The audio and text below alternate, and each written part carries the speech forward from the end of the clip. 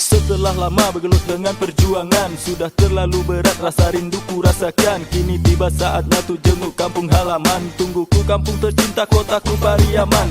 Dan aku pun bergegas, mulai berkemas-kemas. Lipat semua pakaian, ku simpan ke dalam tas. Aku langsung berangkat, memulai perjalanan. Karena aku sudah gak sabar berjumpa kawan-kawan. Perjalanan dengan bis yang sangat menyenangkan. Apalagi di sampingku ada wanita idaman. Tanpa malu-malu aku minta berkenalan. Kita saling sebut nama sekaligus bersalaman. Lanjut bercakap-cakap, ku mulai tanya-tanya. Kakak masih sendiri, apa udah ada yang punya? Doi pun menjawab, dia masih sendiri. Senang dalam hati ada peluang untuk dekati. Ma, awak pulang kampung, taraga amak joan ruang. Tunggu awak di rumah, mak.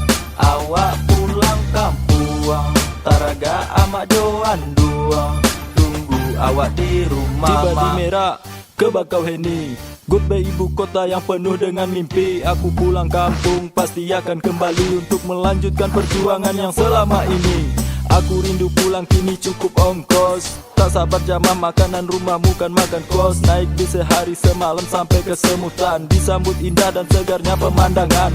Esoknya usai sudah ku sampai di tujuan. Sambutan keluarga hangat pelukan.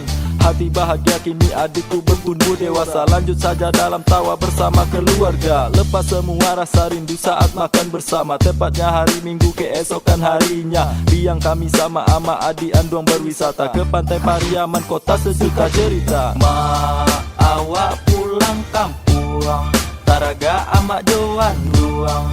Tunggu awak di rumah, mak. Awak pulang kampung, taraga amak joan ruang. Tunggu awak di rumah, mak. Awak pulang kampung, taraga amak joan ruang. Tunggu awak di rumah, mak. Awak pulang kampung, taraga amak joan ruang. Tunggu awak di rumah, mak. Awak pulang kampung, taraga amak joan ruang. Tunggu awak di rumah, mak. Awak pulang kampung.